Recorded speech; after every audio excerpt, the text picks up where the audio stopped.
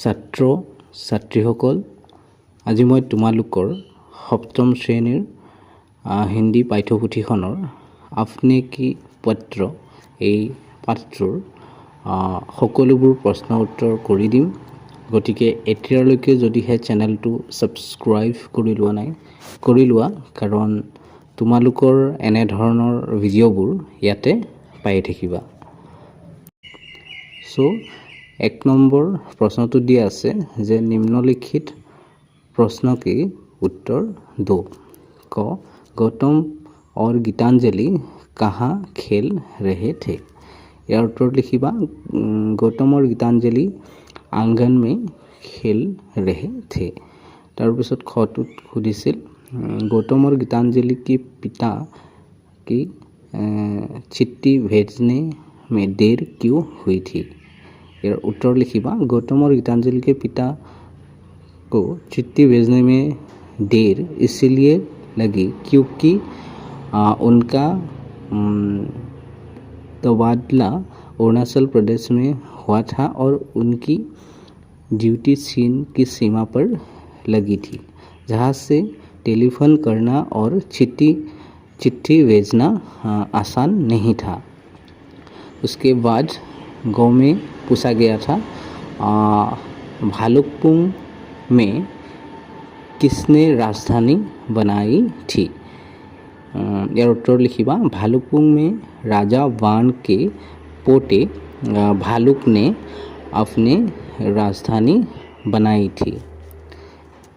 तार पिছত घरटुत खुदिছিল गौतम और गीतांजलि के पिता कौन सी नौकरी करते थे और उनका तबादला किस जगह पर हुआ था? यार उत्तर लिखिबा गौतम और गीतांजलि के पिता भारतीय स्थल सेना में नौकरी करते थे और उनका तबादला अरुणाचल प्रदेश में हुआ था। तार पिছত 2 नम्बरটো দিয়া আছিল संक्षेप में उत्तर दो। क अरुणाचल के पास दार्शनिक स्थलों के नाम लिखो। यार उत्तर लिखिबा अरुणाचल के पास दार्शनिक स्थल है तवांग, बोमडिला, टिपी, भालुकपुंग और ईटानगर। ख टिपी के विशेषता क्या है?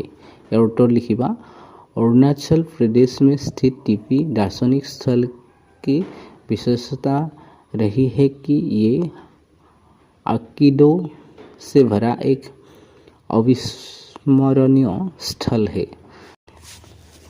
उसके बाद गाँव में पूछा गया था अरुणाचल की संपर्क भाषा और कार्यालयन भाषा क्या क्या है?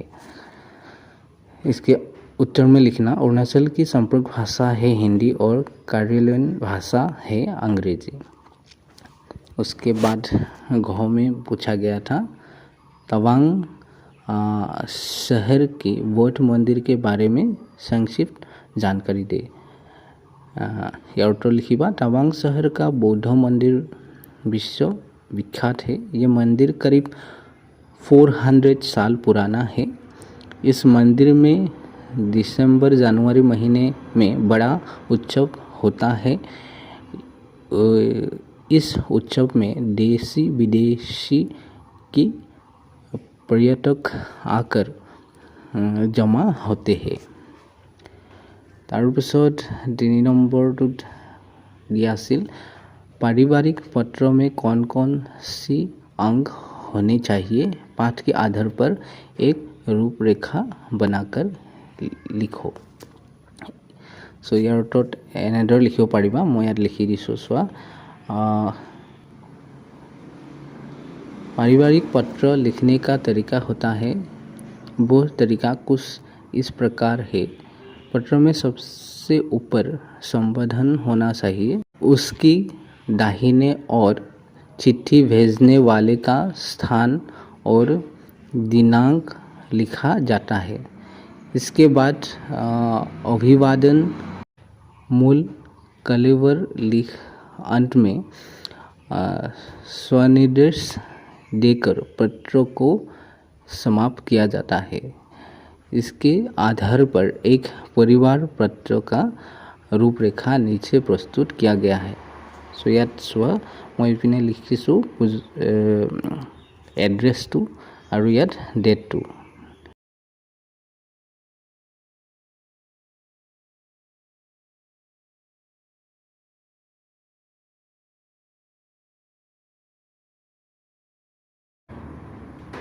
আৰু ইয়াতে জগা এটা নাছিল মই ইপিনে লিখি দিছোঁ বাকীখিনি তো তোমালোকে মই যেনেদৰে লিখি দিছোঁ তেনেকৈ এইটো ভিডিঅ'টো ৰখাই লিখি ল'বা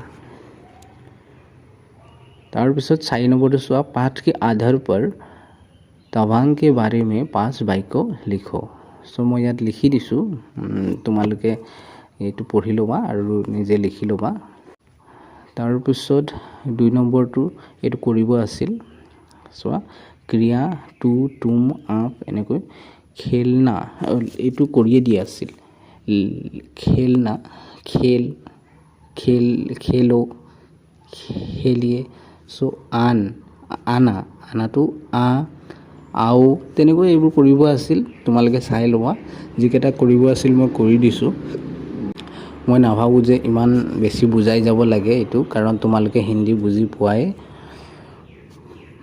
তাৰপিছত চোৱা এইটো কৰিব আছিল 4 নম্বৰটো खाली जगहों को भविष्य का बोध होने वाला क्रिया रूपों से पूर्ण करो खाली जगहবোৰ আমি ভৱিষ্যতে বুজোৱা ওয়াৰ্ড ব্যৱহাৰ কৰি পেলাই ইয়াতে বা শব্দ ব্যৱহাৰ কৰি পেলাই সম্পূৰ্ণ কৰিব লাগিছিল ইয়াত কত চোৱা গোপাল বাজাৰ ইয়াত আমি লিখিম যায়গা গোপালে বজাৰলৈ যাব এতিয়ালৈকে যোৱা নাই সো বাকিবোৰ চাই পেলাই তোমালোকে কৰি ল'বা মই ইমান নাভাবোঁ যে বেছি বুজাই দিব লাগিব কাৰণ এইটো হিন্দী হয় তোমালোকে বুজি পোৱাই সো সেয়ে তোমালোকে চাই নিজে কৰি ল'বা এইবোৰ মই যেনেকৈ কৰি দিছোঁ সো ছাত্ৰ ছাত্ৰীসকল ইয়াৰ আজিৰ এই ভিডিঅ'টো ইয়াৰলৈকে আছিল ইয়াৰ পাছৰ ভিডিঅ'টোত মই এই পাঠটোৰ পাছৰ পাঠটোৰ যিবোৰ প্ৰশ্ন থাকিব সেইবোৰৰ উত্তৰবোৰ কৰি দিম আৰু এতিয়ালৈকে যদিহে চেনেলটো সাবস্ক্ৰাইব কৰি লোৱা নাই কৰি লোৱা কাৰণ তোমালোকৰ এনে ধৰণৰ